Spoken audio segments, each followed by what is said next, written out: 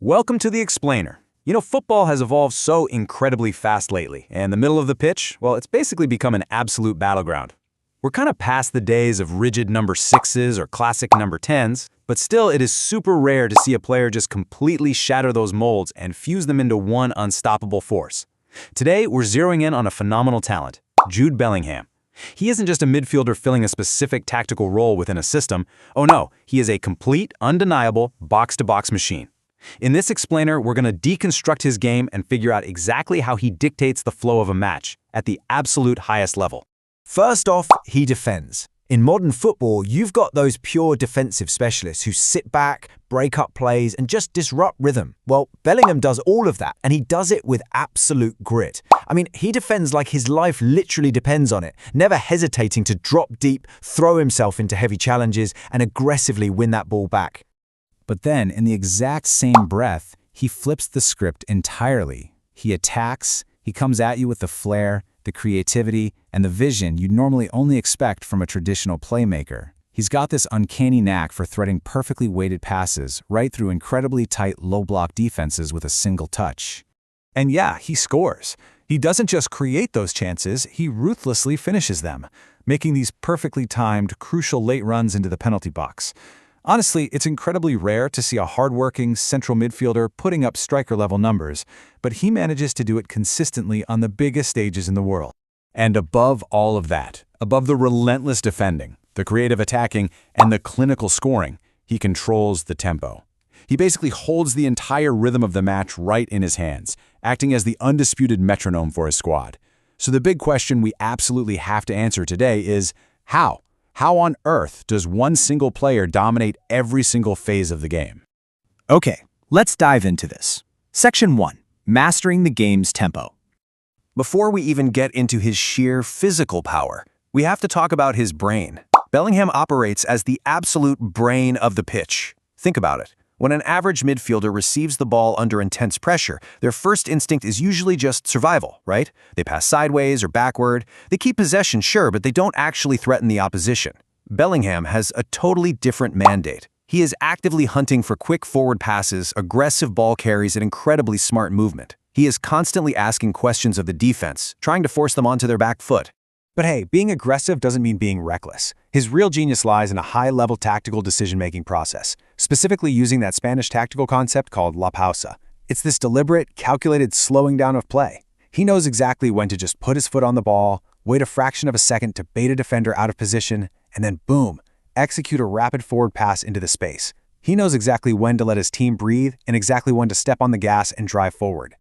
Moving on to Section 2. Driving power and line breaking.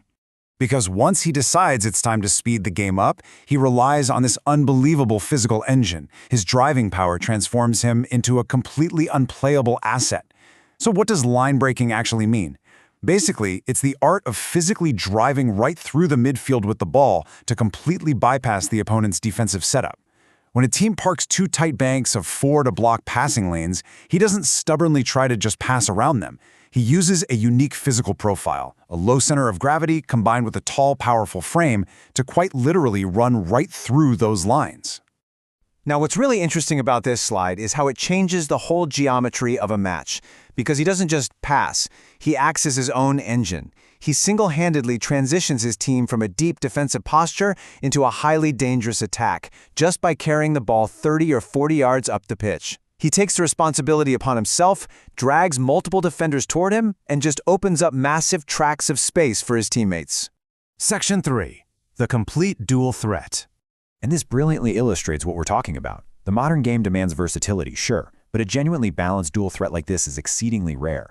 On the attacking side, you get these perfectly timed ghosting runs into the box that give center backs absolute nightmares, paired with the calm finishing of a number 9. But flip the coin, and his defensive work rate never drops. He's aggressively pressing from the front, throwing himself into heavy duels and tracking back quickly. You are getting elite output in two completely opposite phases of play. Section 4. Positioning and elite mentality. But all those physical and technical tools, they're really only half the story. To do this week in and week out takes an elite footballing IQ. His positioning intelligence is practically off the charts.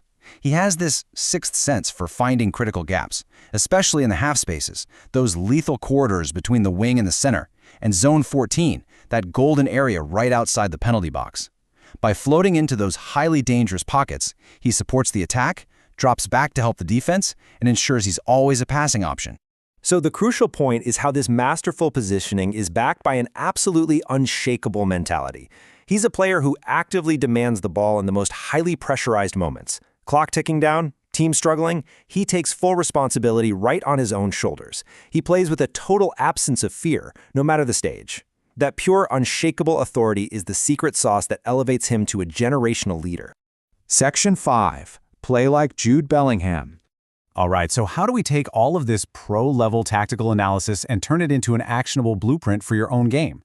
Well, first, it starts with the engine. You've got to build the stamina to run all game long. Without that fitness, nothing else works. From there, stop looking for that safe sideways option. Practice driving the ball forward into space. Work obsessively to improve both your attacking flair and your defending. Start making those unpredictable late runs into the box. And above all else, play with total confidence. Combining power, intelligence, and a relentless work rate is your key to completeness. Which brings us to the ultimate takeaway from today's explainer. The real secret to controlling modern football games isn't about being perfectly specialized in one isolated thing. It's about breaking out of those specialized boxes. Don't just comfortably stay in one role. You have to demand more of yourself and aim to impact the entire pitch, from the edge of your own penalty area all the way to their goal line.